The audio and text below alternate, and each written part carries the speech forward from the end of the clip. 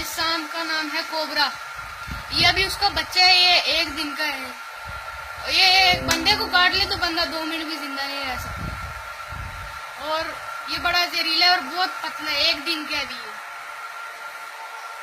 पता है कि दिन का वो 1 दिन का एक कोबरे का बच्चा है। ये काट ले तो बंदा 2 मिनट जिंदा नहीं रह सकता।